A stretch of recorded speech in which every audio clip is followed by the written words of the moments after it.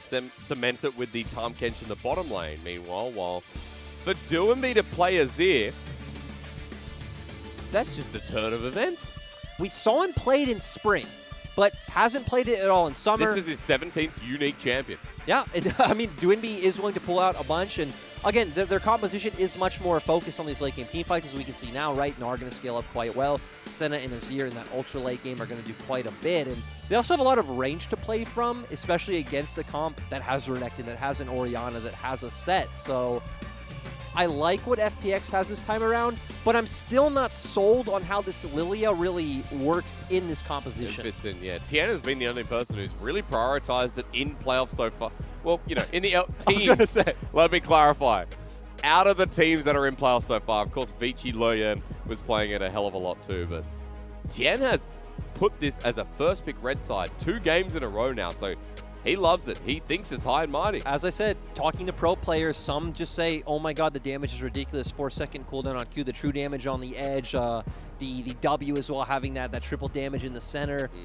Other players just think it's too hard to fit into team comps. It is too squishy, and you don't really have a way of getting into these fights. So that was what we saw in Game 1, but as you're saying, Tian clearly has the confidence. We've got changes in V5. FPX have decided to change as well. Going into a Game 2, where V5 still have the momentum, it was a 26-minute win. Full clear, maybe set up invades through the top half of the map, get those items that she needs, the Leandries, the Rylais, and maybe we'll get to see the skirmishing power come out from the Lillia this time around. All right, well, for better success here for Tian to keep my eyes on while we were looking mid. And in these early levels, Doinb starting to shove out. Mol went to half health, and I believe had to use a pot, or at least is holding onto it for now. It's expected. He outranges the Orianna. Like you said, he has Calm, and Orianna has Phase Rush. So Doinb going to feel pretty great in this matchup. Just going to continuously be able to force Mol under his turret, and it's going to set up some of these potential early objectives for FPX. But at the same time, right, I'm saying early objectives, but you still have an Azir, you still have a Senna. They're fine with this game going slow. Note that weiwei walked through mid. Doinb had to disappear for a second, so weiwei adding some pressure. Also setting up for the topside scuttle, and Tian is towards the top side of the map. So we could have a full 2-on-2 through the Renekton and Gnar. And this is what you want as the Renekton side, right? You want to look for these all-ins. You want to be able to get in, get your combo off, pair up with your jungler. weiwei, ward's going to come through. The hop easily to escape here for Gimgoon. And, you know, we've seen a bit more Gnar this split really coming out from the Shy. I think a few other of our non-playoff teams have picked it up as well, but the Shy obviously being the one most known for it. I think he was the first one to pull it out in the Volley Bear matchup, if I do remember correctly. And it's going to be this champion that is going to be able to, you know, get tanky, especially in that mega form, be a bit of a frontliner. The reason why a lot of teams have preferred to stay away from Gnar is obviously he's a very set window that you just need to play around and you can't do anything, right? If you play around that rage bar, if you play around the Mega Gnar, it is a bit telegraphed. Yeah. But it is nice how it works in the comp. You know, Azir, Gnar, there is a combo there that can also help the all-in. We saw the Shy hit the 5-man Gnar ultimate, and that pretty much single-handedly win IG a game. So that potential always set up for Gimgoon, especially when we talk about Gimgoon being such a great team fighter. True. This is praising element here out of FPX. Tian, meanwhile, he's on the bottom side with a bit of an invade, setting up the bot. Yes. But it's a Tahm Kench Ezreal, hard to dive. That's what I'm thinking, but they're stacking the waves, so they're signaling that they potentially could, but nope, they are just going to crash this in and try to deny Sam these minions. And FPX playing out the way we expected, right? Lillia, such a fast clear speed, especially with the bonus movement speed you get off of your Q, so you are just easily able to get around the map, steal a few camps, try to get that item advantage, and that's when you're looking to skirmish when you're stronger. And you move the places so fast as well with that extra movement speed. Spots out that weiwei's on this camp, but no stolen here today. And for weiwei, a much more calm early game, where he doesn't have to go through the rigmarole of Tian getting that first blood and clearing much faster. And they are going to secure the scuttle, and with consistently pushing mid lane, and with their bot lane that's going to have pressure, again, you would expect that FPX can turn to this Drake whenever they want. But not going to start it yet. Deep ward instead here, control ward the bottom side of the map. And it's interesting when we're talking about like this being, expected to be a bit of a slower game than what we expected in the series itself. We were talking in the break just now about how this series could be over very quick, or like for V5, the individual games, we're talking about not exceeding over 30 minutes. in this game scares me, like, with that conversation, because, again, I just don't understand why we're seeing the pivot come out from V5 right now. You just won your first game. Yeah. It's a style you've played consistently all split long. And now in a bit of trouble, Emperor's Divide used. Mole in a pickle. The flash is available for Doinb if he wants to go over the wall. The soldiers do it. Shockwave's there. He's walking into the enemy jungle, and Tian burns at first. Mole follows up. Dissonance for the movement speed. But he's dead. He just wants to pick how he dies. Tian with no ulti, but the Chilling Smite and the Blooming Burst. Down he goes. And great job by Doinb to notice, hey, like, Mole's pushed out too far in lane. I have the Emperor's Divide. I can set up this pick. Tian's able to follow up. Mole goes down. This is what we're talking about. This is Mole's first game of Orianna in the LPL this split. Not a champion. He's... And actually, to go with that argument, every time I've seen Mole pick up a champion he's not really known for, the one that stands out to me is he picked Echo into Syndra, you know, the counter. Oh, yeah. Then he got smashed. Like, Mole's not been a player that's shown he can really pull out these champions he's not as experienced on and pull off the big wins like Game 1. Champion pool and solo queue diverse, but competitive is a different matter. There is a 10 CS lead now for Doinb, though, after he pushes that wave in. And Tian gets first blood once more. On this Lillia, he has a 10 CS lead himself. So for Tian, now that he has a lilting lullaby, his gank potential and his danger in the individuals gets a bit higher, as BiuBiu going in for a deep ward. Okay, we're on a journey here for the Renekton once more. I mean, it's nice, right? Securing vision for his team, so they're going to spot out wherever Lillia is, hovering for Mole. Make sure he's able to clear that ward, push out the wave safely. BiuBiu has been one of our better, especially team-focused top laners, right? He's not selfish, doesn't play for his own lane, does constantly make those roams like we just saw, consistently using his teleport for the team. And this time even going towards that Black Cleaver up against the Gnar. Yep. Does make sense, right? You realistically should never be in range to consistently get off those auto attacks. You're going to be able to slice and dice in, get your full combo off, and back out. We spotted out Gimgoon though. Tops away. That's about it. Smite's available. We'll take that one away and back away while the Cloud Dragon gets started and taken by Tian. We said like 30 minutes ago, right? FPX could do this anytime they wanted. Yep. They have priority in bot lane, they have priority in mid, so very easy objective for them to secure. Now V5 on the opposite side have push in top, and Sam D even teleporting top right away, going to try to even out this trade and start getting ahead in gold like we saw last game. FPX committing their bottom lane though, and even after seeing Sam D on that ward, are not going to veer away, so FPX want to take this, they want to challenge. And right now, like we said, Mole is not strong. Doinb definitely in a much better position to like partake in this fight. 12 lead hits Sam D, might be in a bit of trouble. Tahm Kench next to him though, and the re-engage coming through as the ulti's popped by the Lillia at half health. Gimgoon's on the back line. Emperor's Divide kills weiwei. And for V5, they might get a great 3-man shockwave, but BiuBiu now has to do the damage to clean it up. They find one. Lwx and Tian are low with true shot barrage. Nails down, flashed away. Lwx with a great reaction time, but V5 somehow matched this trade. Yes, somehow. Great shockwave coming out from Mole. We didn't expect much from him. No. He's an Orianna in an early fight. ppgod's angry. You made him upset. It's a Tahm Kench who just took down Lwx. ppgod solo killing Lwx is exactly how I hoped this series would go, but let's also highlight BiuBiu because, yes, Mole set it up. Mole's shockwave was massive, but BiuBiu's the one who got in there, dealt the damage with his combos, popped the Dominus, and pretty much helped secure the teamfight win for V5 because he is the strong member right now. He is the pressure point. But once again... Oh, no. Oh, yeah. That ward. Red Flame comes through. BiuBiu wants to slice and dice. Oh, he will escape. They're just around the corner. That's why the control ward doesn't spot it. I want to take 2 steps back, though, and highlight V5's shot call. Because they TP'd Sam D up to this fight. They get in this position. Confusing from weiwei. He's not really in a position to follow up. Doesn't even have enough time to get off the haymaker. But there it is.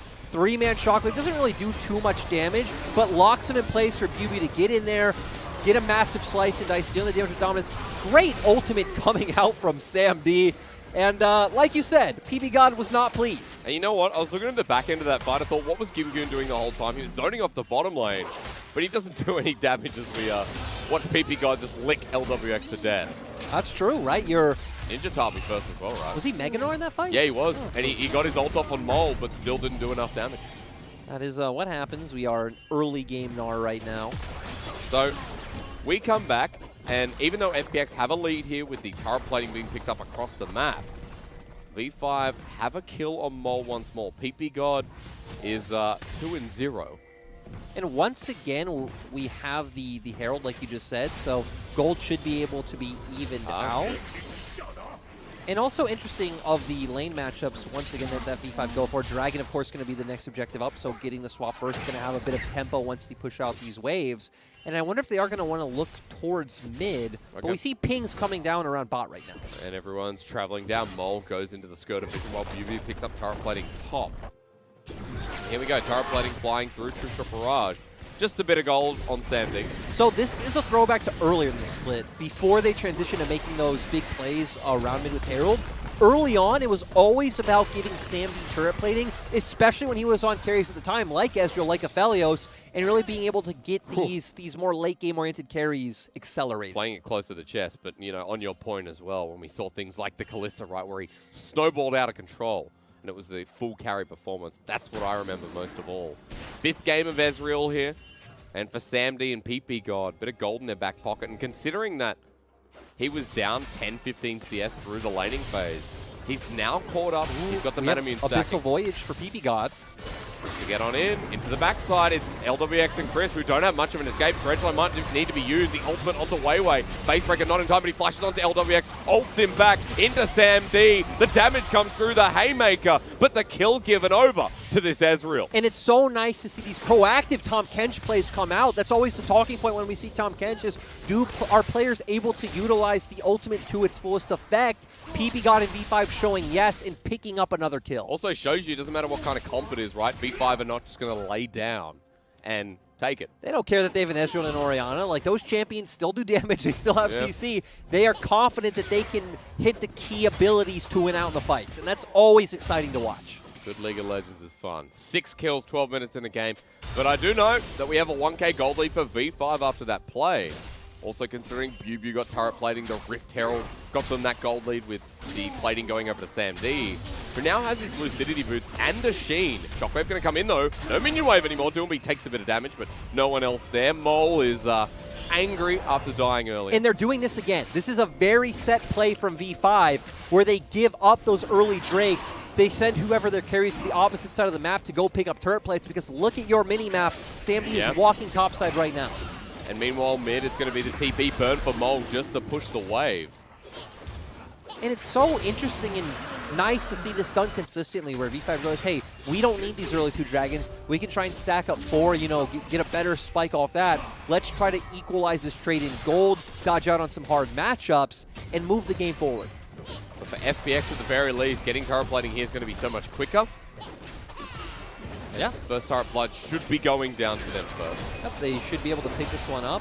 I wonder if they'd want to keep pushing, but it looks like they're going to back off because they would have such a big tempo lead. But obviously the bulwark coming in and making it not as easy for them to push.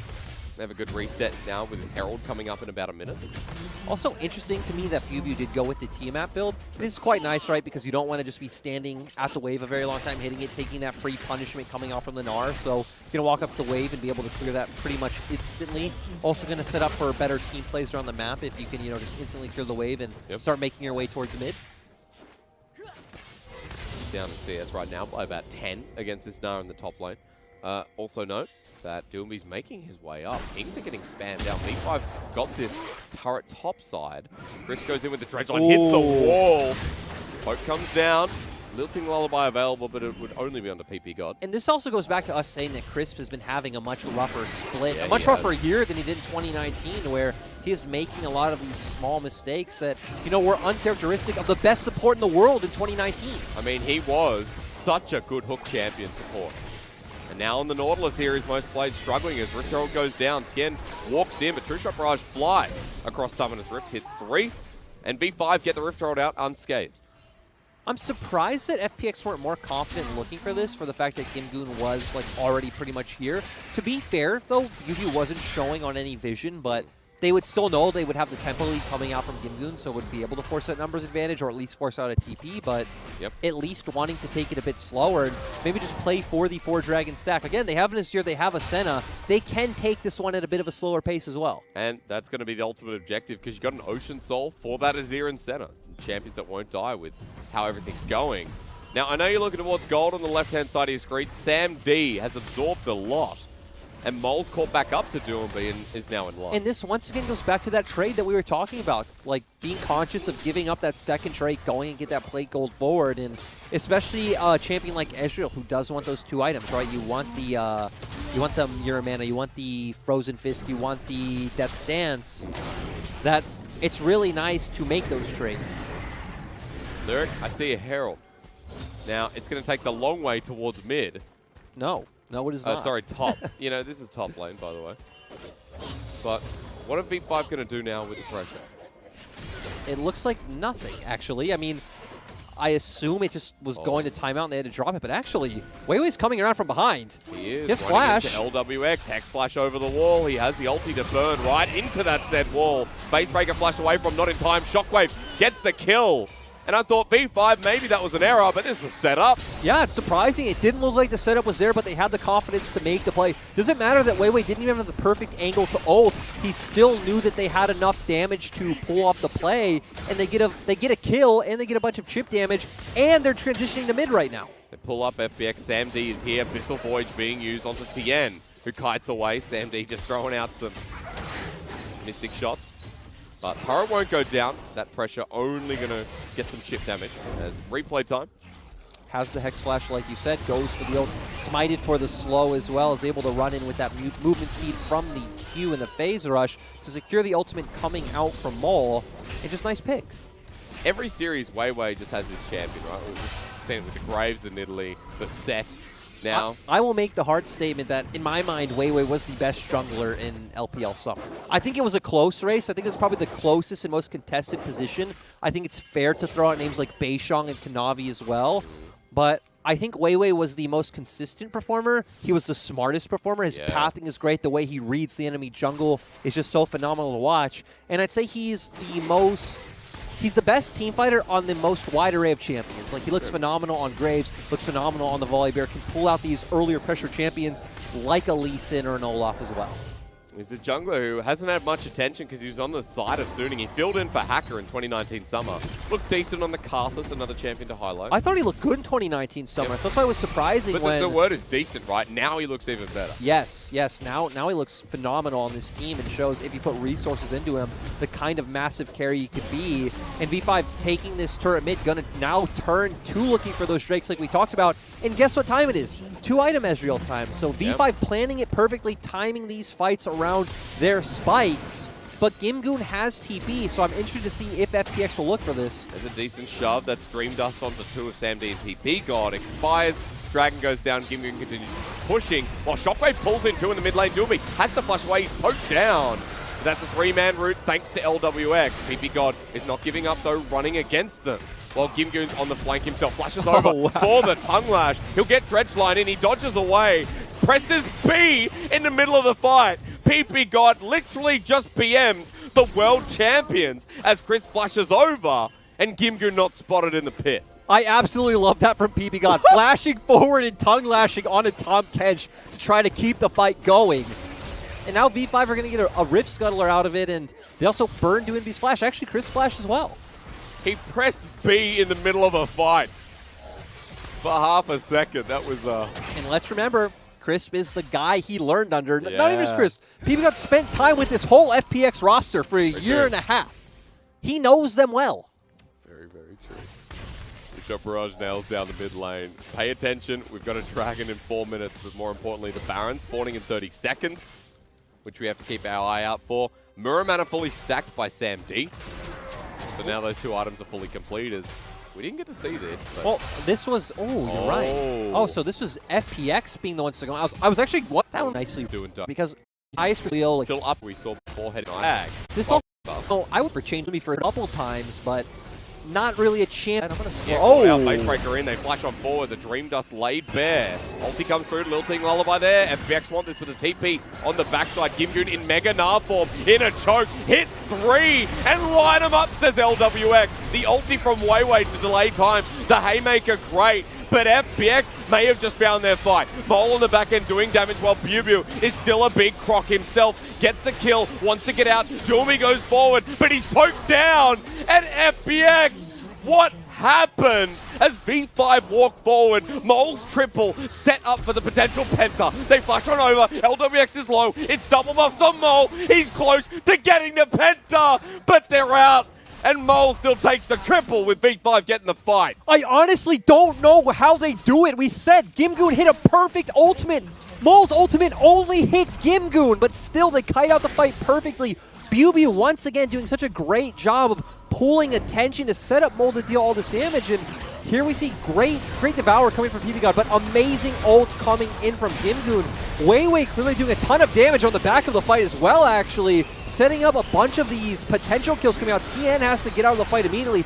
BiuBiu going in, as we said, giving the space for Mole to clean up a lot of these kills. And just the shields coming out from Mole, keeping BiuBiu alive, and just the innate sustain coming out from Renekton's kit. Nice fancy footwork coming out from BiuBiu.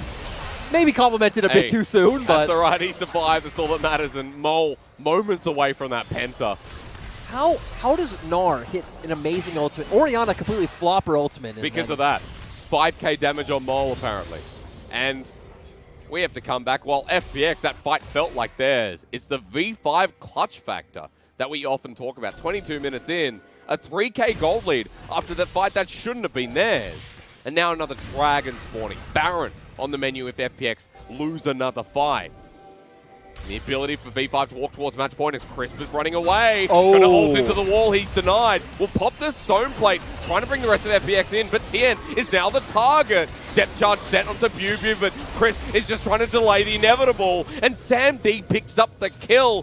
V5 get another. This is not a fluke. And always they are on the same page. They're running in as a 5-man core. We see weiwei going for the ultimate. They all know their roles in these fights. And once again, they're going to pick up another easy dragon, and there's no way for FPX to answer. And you've got an Ezreal that's almost with a death stance. We've got core items, key items lining up, and Mole with a 10-stack Darksteel. Get ready once again for the Magi's on this mid lineup. 4K gold lead on their way to stacking up 4 Ocean Drakes. But let's be honest, it's Victory 5. We're probably not going to get to 4. But still, the fact that they're ramping up this game so fast is amazing. FPX getting outclassed. Yes, across the board, pretty much. And it's so strange, too, because we expected them to outclass FPX through laning phase, right? We thought they'd come in with these comps that push through bot, allow weiwei to go for the counter jungling and win through there. They've pretty much done the opposite. They've taken laning phase very slow, and they've just completely out-skirmished FPX. That ulti might have done it. The Abyssal Voyage set up. Never mind, cancelled by ppgod in the end. But the True Shot Barrage stopped the back from Doinb, and V5 are ready to pounce again. And as we see, right, the big item breakpoints coming out for Mole, so he's going to be doing a lot more than Doinb will be doing at this point. And we're not getting, the Spellbinders build. We're getting the Banshee's second survive against Doinb, and the Magi is going to add so much damage. I was going to say, I feel like the Banshees is also to combat the Lillia, right? So he can't just come in, like, get his passive onto you and get that massive sleep.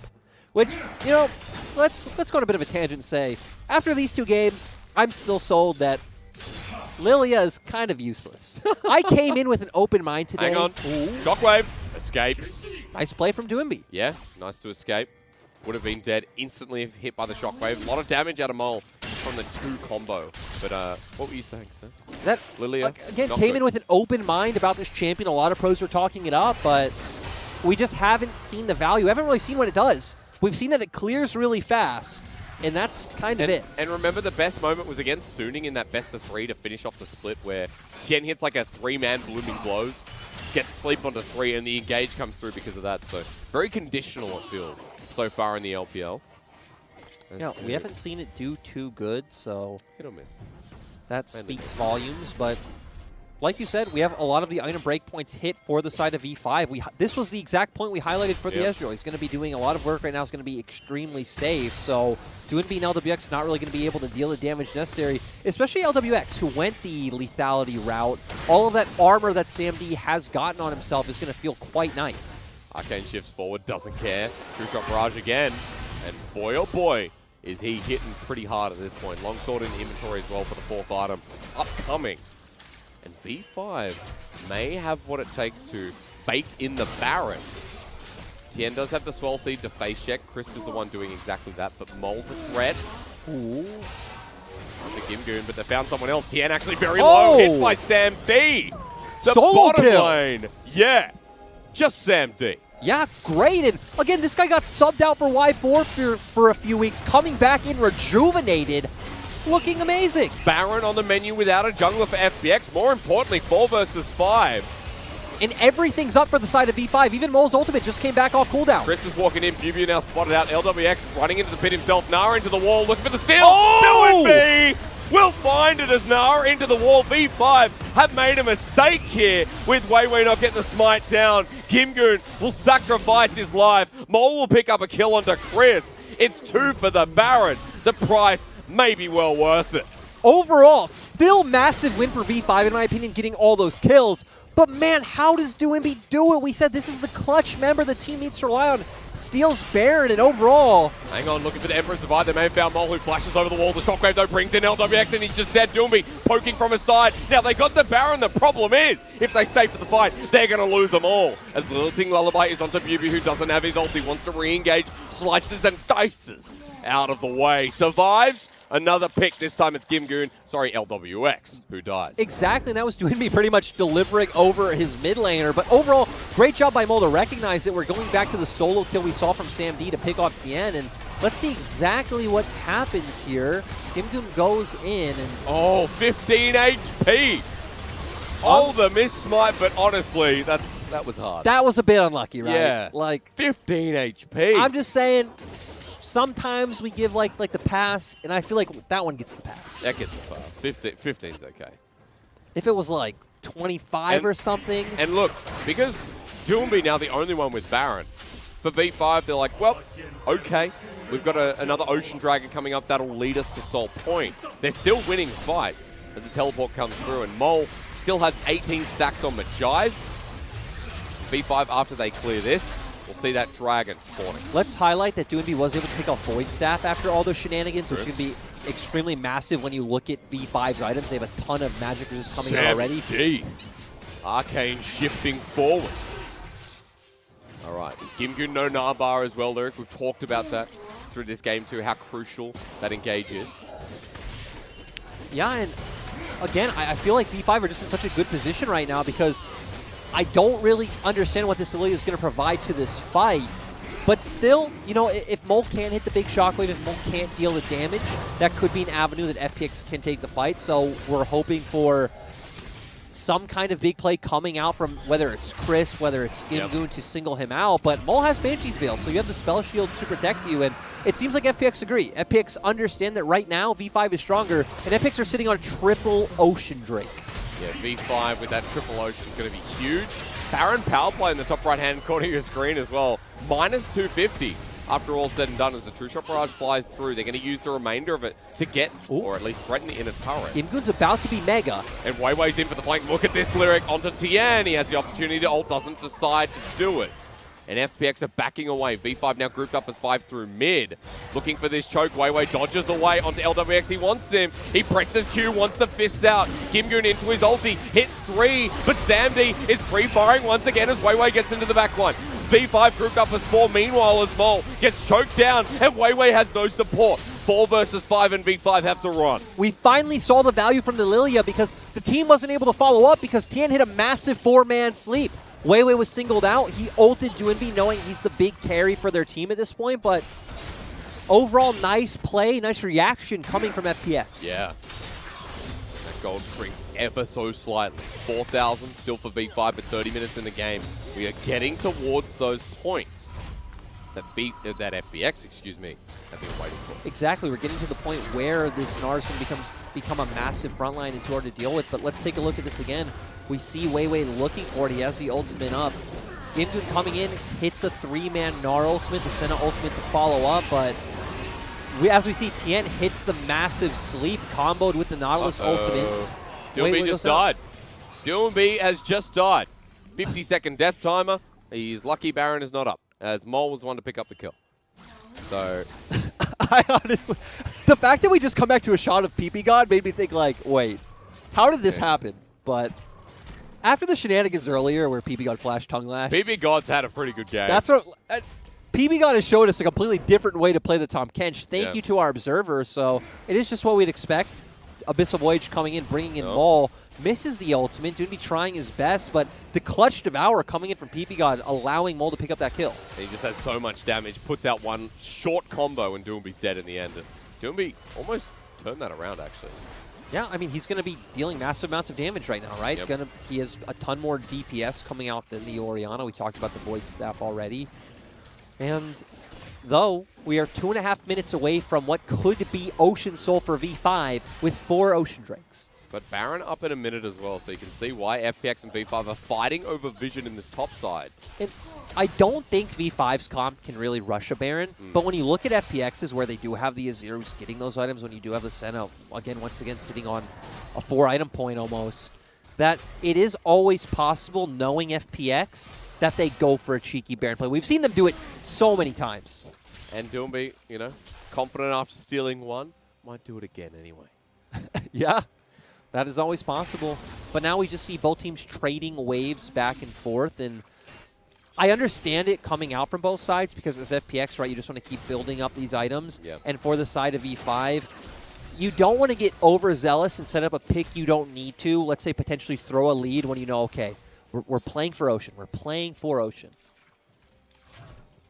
Baron now spawning. Glasscone taken. Mole and weiwei in an awkward position, but the ball zones away FPX. BiuBiu joining too. And while we have a Blade of the Ruined King Ezreal with a QSS, farming out this mid wave, who Arcane shifts forward with no regrets. FPX is just waiting. There's a ppgod behind him, so yeah, of course. He feels extremely confident. We see them trying to aggressively take vision. Nice.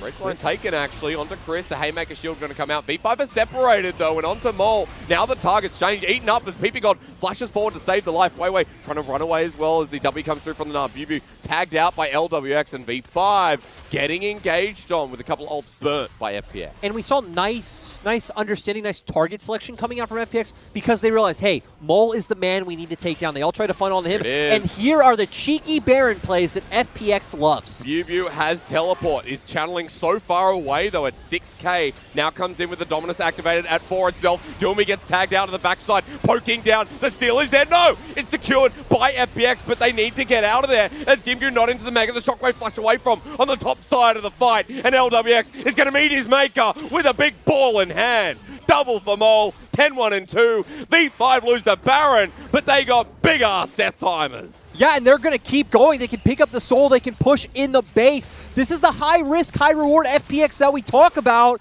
We see the risk. Great team fight coming out from V5. Are they just going to be able to end? 24 seconds on Tian. Let's see. Tian coming up, but it is just the Lillia. V5 are grouped as 5 themselves. Chris trying to defend, but ppgod does not care. They jump on this Nautilus, who's sent packing. The white flag goes up, and the world champions are going down because V5 are taking us to a 2-0 match point. I honestly don't think anyone came in today expecting this to be so one-sided.